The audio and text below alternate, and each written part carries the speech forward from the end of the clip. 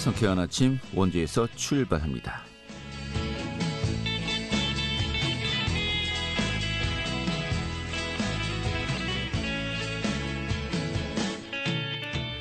안녕하십니까. 3.1절 아침에 인사드리겠습니다. 상쾌한 아침 원주에서 출발합니다. 진행의 한태호입니다.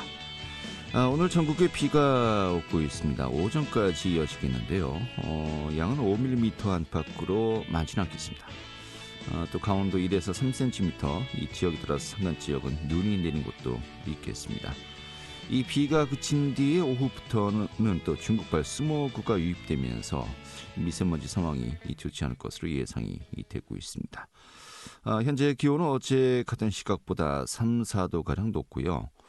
또 낮에는 기온이 크게 올라서 9도에서 10도 정도 예상되고 있습니다. 오늘 준비한 소식 살펴보도록 하죠. 현재 여주 원주 간 복선 전철 사업이 진행 중인데 이 노선을 횡성까지 연장하자는 논의가 지금 제기되고 있습니다. 지금 그 가능성 오늘 또 점검해 보도록 하겠습니다. 또 원주시 전기차 보급 지원 사업 소개해드리겠고요. 또 취재 기자 연결해서 도내 이슈도 점검하도록 하죠. 3월 1일 화요일 상쾌한 아침 원주에서 출발하겠습니다.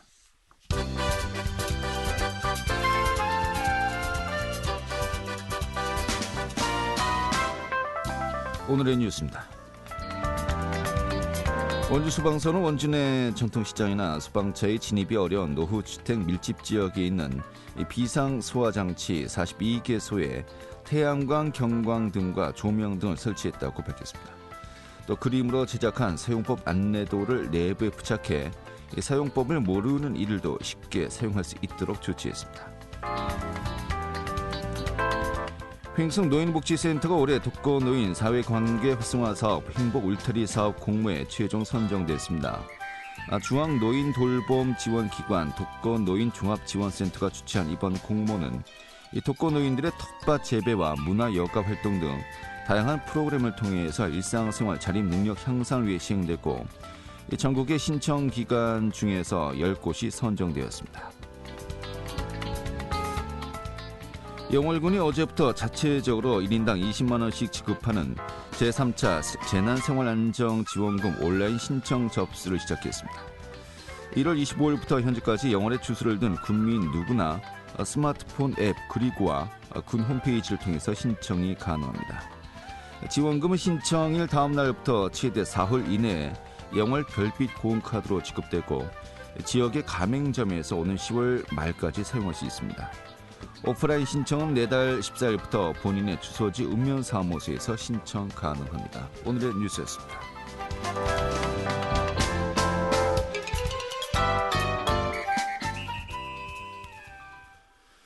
네, 현재 여주 원주 간 복선 전철 사업이 본격화되고 있는데요.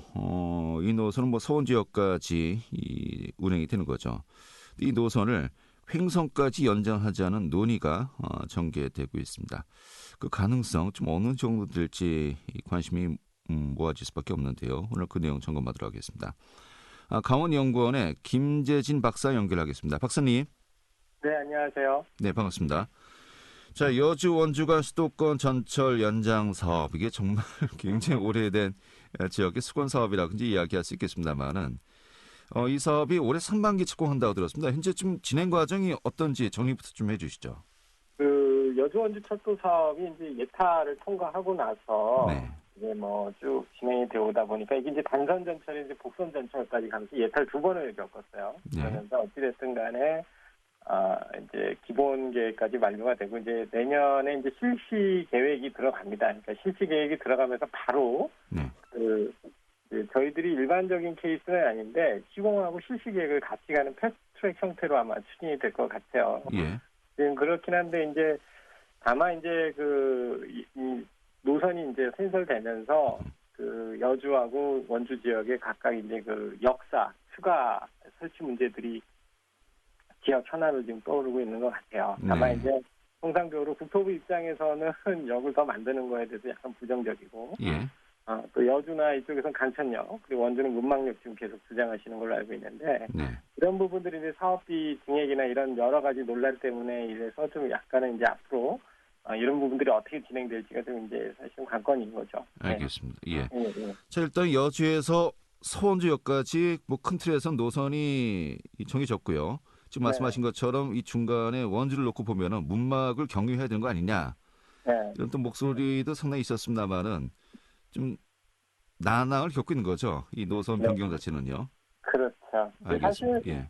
예. 사실 뭐 사업비에 대한 어떤 증액이 그 전체 사업 지금 한 9천억 초반대인데요. 네. 이 사업비가 만약에 역사를 선취하는데 예를 들어서 역사를 설치하다 보면 이제 노선이 약간 바뀌거나 뭐 이러면서 사업비가 이제 증액이 되거나 이런 경우가 발생하게 되면 예비 타당성을 또 다시 받아야 되는 이제 문제가 발생을 하게 돼요. 그래서 예. 그런 부분도 향후 이제 검토가 돼야 될 부분들이라고 말씀드립니다.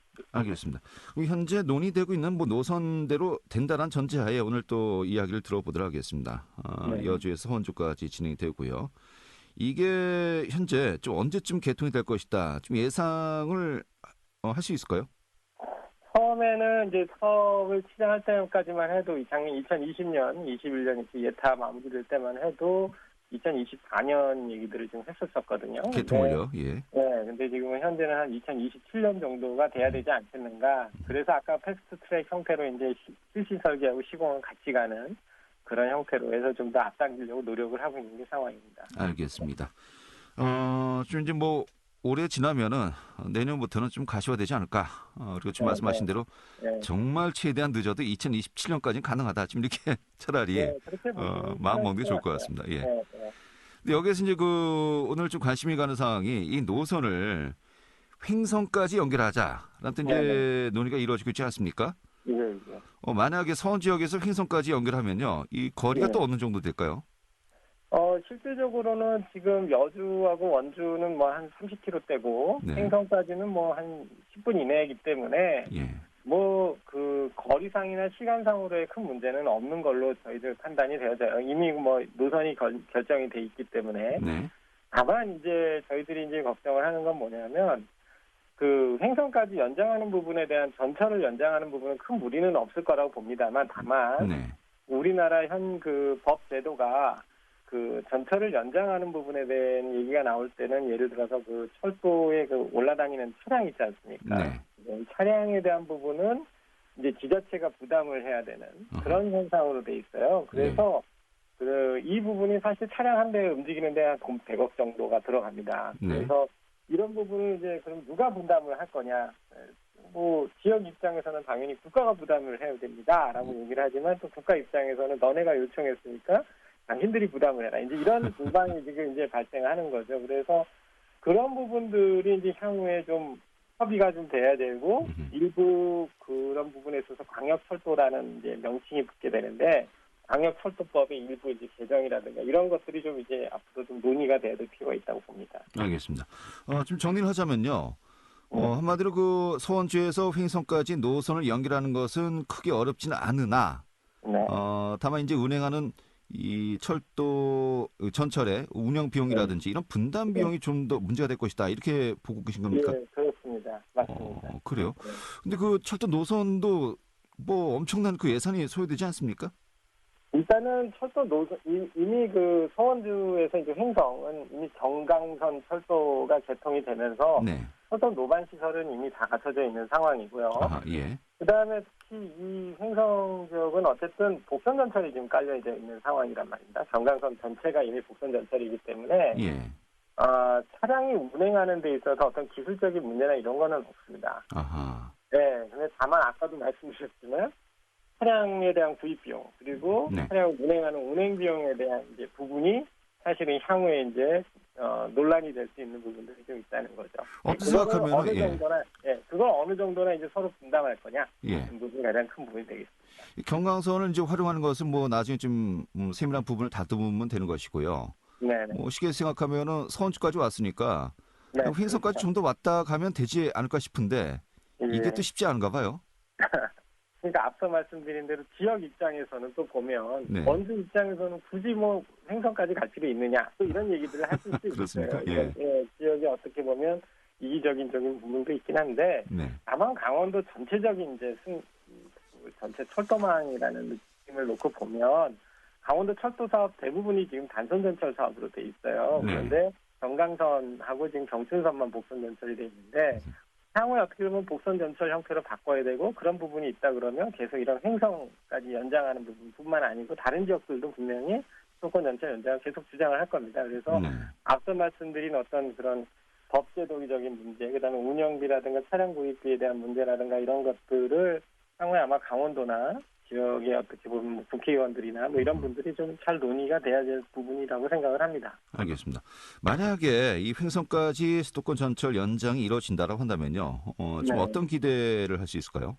일단은 이용 수요가 이제 굉장히 많아진다고 봐야죠. 횡성도 사실은 복선 전철이 들어오기는 했는데 그 수도권 전철이 들어오지 않다 보니까 이용 수요가 많지 않다는 걸 이제 판단을 하신 것 같아요. 네. 근데 강원도 내에 지금 춘천을 보시면은 지금 그 수도권 전철이 들어오고 난 다음에 이용객이 180만 명에서 연 800만이 넘고 있어요. 사실은.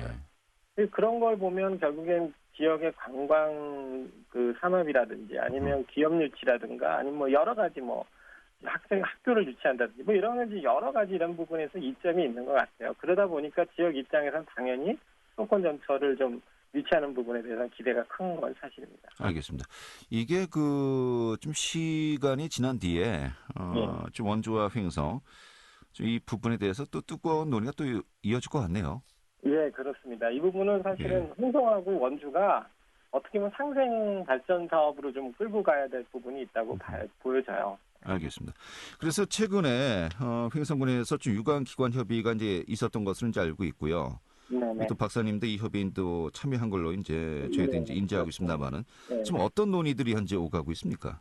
예, 앞서 말씀드린 대로 이제 초반에는 사실 이제 그 횡성에다 왜 이 수도권 전철을 연장해야 되는가에 대한 부분이 이제 초점이 맞춰져 있었는데 당위성이 일단 있어야 되고요. 당위성이 어느 정도 있었는데 어느 순간부터는 이제 어느 정도는 그런 부분에 대해서는 다들 이제 공감을 하시는 것 같아요. 근데 다만 앞서 말씀드린 대로 이거 이제는 뭐 코레일이라든가 전철을 운영하는 코레일이라든가 아니면 그 국토부라든가 이런 부분들하고 어떤 부분을 이제 실질적으로 논의를 해야 되는가 이에 대한 얘기를 하면서 실질적으로 앞서 말씀드린 이제 전동차 구입비에 대한 부분이라든가 철도 운영 관리 비용에 대한 이제 어떤 분담에 대한 내용이라든가 이런 부분들을 향후에 진행하려면 어떤 제도들을 어떤 식으로 이제 전략을 검토를 해야 된다든가 뭐 이런 내용들이 지금 서로 검토되고 있는 상황입니다. 알겠습니다. 저도 이거 공부 많이 해야겠는데요.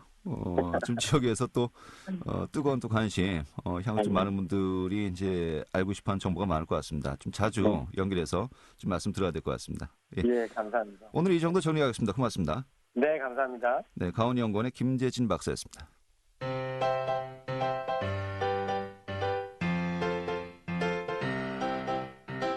KBS 원주방송국이 유튜브 다시 듣기 서비스를 실시합니다.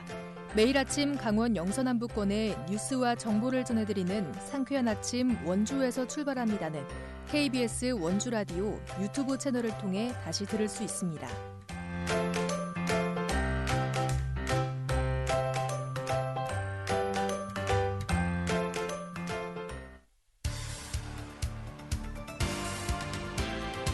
알찬 정보, 생생한 현장의 소식을 전해드립니다.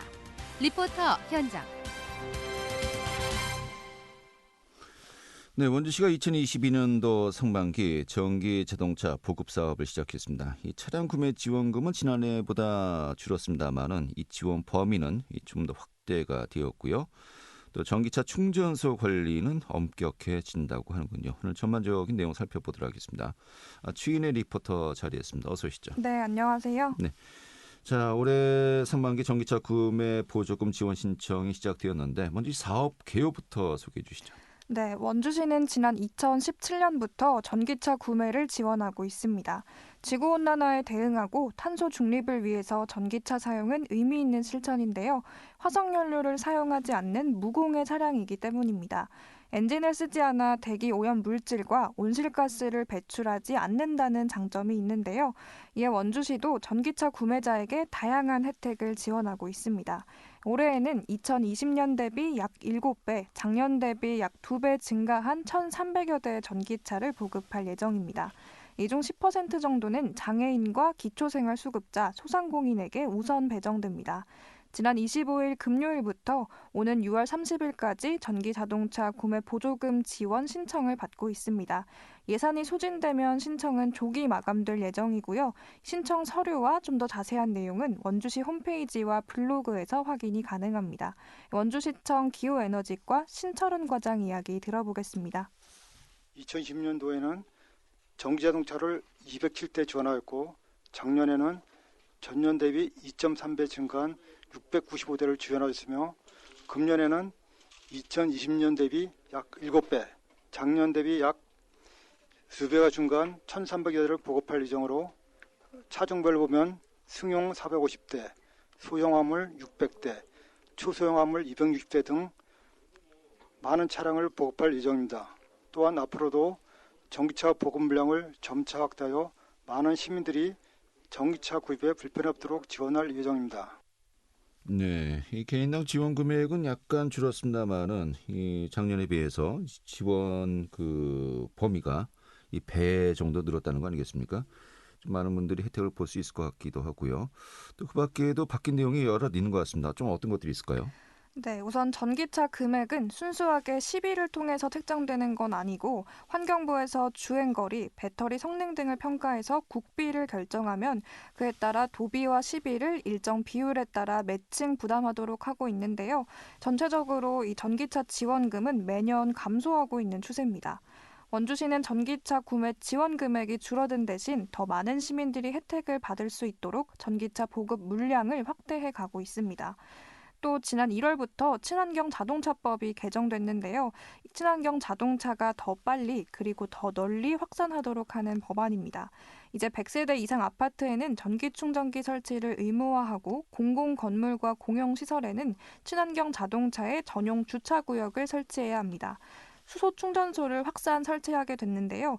이제는 충전구역에 일반 차를 주차해 전기차의 주차를 방해하면 과태료가 부과됩니다. 또 충전 시설과 그 인근에 주차해서 전기차의 주차를 방해할 때 역시 10만 원의 과태료가 부과될 수 있습니다. 전기차 충전 시설의 의무 설치가 확대됐고요. 전기차 충전 방해 행위의 단속이 강화된 건데요. 이에 전기차와 수소차, 친환경 차량에 대한 관심이 더 높아질 것으로 예상됩니다. 원주시청 기후에너지과 신철은 과장 이야기 이어듣겠습니다. 전기자동차가 늘면서 전기차 충전구역 관련 민원이 증가하고 있습니다.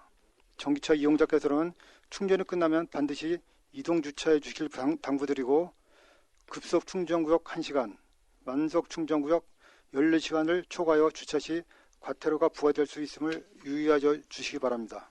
아울러 지구온난화에 따라 전 세계가 탄소 중립을 위하여 전력을 다하고 있습니다.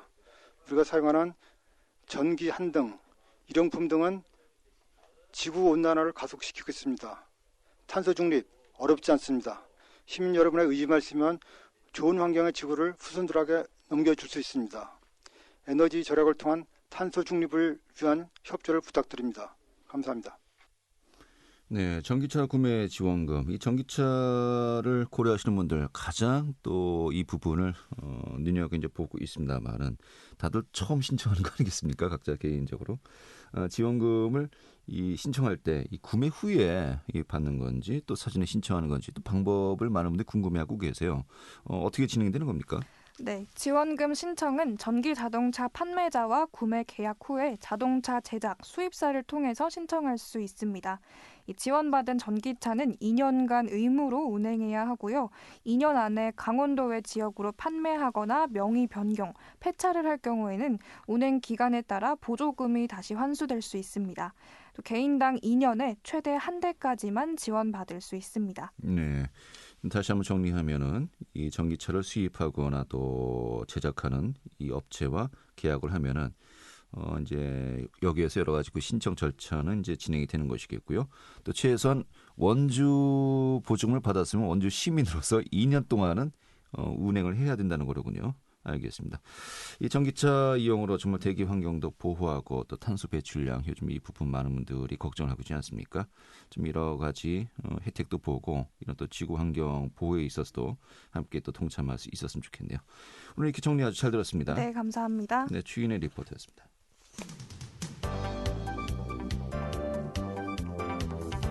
생생한 현장, 유익한 생활 정보를 전해드리겠습니다. KBS 원주 라디오 상쾌한 아침 원주에서 출발합니다를 함께하고 있습니다. 네, 지금 시각이 8시 50분이고요. KBS 원주방송국의 상쾌한 아침 원주에서 출발합니다. 함께하고 계십니다. 이 도내 이슈 점검하도록 하죠. 강원일보 문화지역부의 김지원 기자 연결하겠습니다. 여보세요? 안녕하십니까? 네, 반갑습니다. 오늘은 도내 이슈라기보다도 전 세계적인 또 영향을 받을 수밖에 없는 좀 내용부터 이제 점검하도록 하겠습니다. 이 러시아의 우크라이나 침공으로 좀 많은 분들이 걱정을 하고 있는데 좀 일단 당장 국제 유가가 또 가파르게 치솟고 있죠. 네, 유가 상승은 원부자재, 수입 물가와 생산자 물가를 끌어올려 소비자 물가 급등으로 이어질 전망이라 서민들의 가계 부담이 우려되고 있는데요. 한국석유공사의 유가정보 시스템 오피넷에 따르면 2월 2주차 기준 두바이유의 배럴당 가격은 $95로 집계됐습니다. 이는 전주 대비 3.1%, 지난해 12월 평균가와 비교하면 29.7% 뛰어오른 가격인데요. 국내 휘발유 가격도 급등세입니다. 지난달 26일 기준 강원도 내 평균 휘발유 값은 리터당 1,752.91원으로 두 달 만에 1,750원 선을 넘겼는데요. 국제유가 상승으로 정유소 공급 가액도 빠르게 오르며 강릉과 평창 등 일부 지역에서는 1,800원대 휘발유 가격을 책정하는 주유소도 속속 등장하고 있습니다. 네, 그렇군요. 자, 그런데 이러한 유가 상승은 여기에만 그치는 것이 아니고 또 다른 소비자 물가를 끌어올리는 또 주 요인이 되는 거 아니겠습니까? 네, 유가는 석유류 등 공업제품 제조 단가와 연동돼 생산자 물가와 소비자 물가에 직결되는데요. 벌써부터 공산품 가격은 들썩이고 있습니다. 화이트 진로를 시작으로 주류 출고 가격이 줄인상 중이고 과자와 두부, 포장김치 가격도 오른 가운데 타이어와 명품 가방, 샴푸, 치약 등도 최근 가격 인상 계획을 발표했습니다. 농산품도 예외는 아닌데요. 특히 시설 재배 비율이 높은 과체류의 가격 인상세가 뚜렷합니다. 실제 올해 1월 기준 딸기는 25.3%, 토마토와 파프리카는 각각 11.7%, 24.8% 전월 대비 가격이 상승했습니다. 네. 자, 그런데 문제는 이런 그 고유가 상황이 일시적인 것이 아니고요. 좀 지속될 가능성이 높다는데 더 또 큰 문제가 있는 거 아니겠습니까? 네, 그렇습니다. 이미 지난 25일 한국은행은 유가 상승 추세를 반영해 올해 소비자 물가 상승률 전망치를 기존 2%에서 3.1%로 올려잡았는데요. 이에 따라 일각에서는 올해 월간 소비자 물가 상승률이 2011년 이후 10여 년 만에 4%에 진입할 수 있다는 우려의 목소리가 나오고 있습니다. 알겠습니다. 다음 소식 살펴보도록 하겠는데 뭐 어떻게 이럴 수가 있지 않은 또 소식인 것 같습니다. 국고재산 4억 원 정도를 빼돌려서 주식 또 가상화폐 투자로 탕진한 횡성군 공무원이 구속이 되었군요. 네, 강원경찰청 반부패 경제범죄수사에는 특정 경제범죄 가중처벌법상 국고횡령 혐의로 신청한 41살 A씨의 구속영장이 발부됐다고 지난 28일 밝혔습니다. A씨는 2020년부터 지난해까지 44차례에 걸쳐 3억 9,900만 원에 달하는 공금을 횡령한 혐의를 받고 있는데요. 조사 결과 A씨는 횡성군의 한 행정복지센터에서 회계 담당 직원으로 근무하면서 행사나 공사 대금 등으로 지급해야 할 국고 예산을 수기로 관리하는 복지회관 통장으로 이체하는 수법으로 범행한 것으로 경찰은 보고 있습니다. 네, 이 금액도 금액입니다만은 그 탕진한 그 사용처도 놀랍습니다. 이 주식과 가상화폐 등 이제 투자를 했었군요. 네, 그렇습니다. 감사원으로부터 수사 의뢰를 받은 경찰은 범행 경위가 명백하다고 보고 지난 24일 A씨에 대한 구속영장을 신청했습니다. 경찰은 A씨가 이미 횡령한 국고를 탕진해 범죄 수익 환수를 위한 기소 전 몰수 추진 보전 신청은 하지 못했다고 밝혔는데요. 횡성군은 지난해 11월 A씨를 직위 해제했습니다. 네, 알겠습니다. 다음 마지막 소식을 좀 살펴보도록 하죠. 이 원주시가 고령 운전자들의 운전면허증 자진 반납 시에 교통카드 10만 원이 충전된 교통카드를 이제 지급한다고 밝혔군요. 네, 지원 대상은 원주시에 주소를 둔 만 65세 이상 운전자인데요. 이미 면허증을 반납해 교통카드를 지원받은 운전자는 대상에서 제외합니다. 면허증 소유자가 주소지 읍면동 행정복지센터를 방문해 반납하면 교통카드를 바로 받을 수 있는데요. 배우자나 자녀 등 대리인이 반납 시에는 경찰서 민원실을 방문해 면허증 반납 이후 읍면동 행정복지센터에서 교통카드를 받을 수 있습니다. 지난해 원주시의 고령운전자 면허증 반납은 총 514건입니다. 네, 고령운전자분들 좀 참고하시면 좋을 것 같습니다. 네, 오늘 이렇게 정리하죠. 잘 들었습니다. 감사합니다. 네, 강원일보 문화지역부의 김지원 기자였습니다. 자, 오늘부터는 식당과 카페 등 다중이용시설에서의 이 방역 패스 적용이 중단됩니다. 자, 이에 따라서 음식점과 카페 등을 방문하실 때요, 코로나19 백신 접종 확인용 QR코드를 찍지 않아도 된다고 하는데, 지난달 23일이죠. 대구지방법원이 방역 패스 효력을 정지시킨 데 따른 것이고요. 또 다음 달로 예정되었던 청소년 방역 패스 시행도 중단된다고 합니다. 좀 법원의 판단 때문에 좀 더 일정이 앞당겨지긴 했습니다만은 조금씩 이 위드 코로나 시대로도 접어들고 있는 시기인 것 같기도 하고요. 오늘부터 아무튼 큰 변화가 있다는 것 참고하시면 좋을 것 같습니다. 자, 3월 1일 화요일에 전해드렸던 상쾌한 아침 원주에서 출발합니다. 지금까지 기술의 조원재, 구성의 문수위원이었고요. 저는 한태후였습니다. 내일 아침 다시 뵙도록 하죠. 고맙습니다.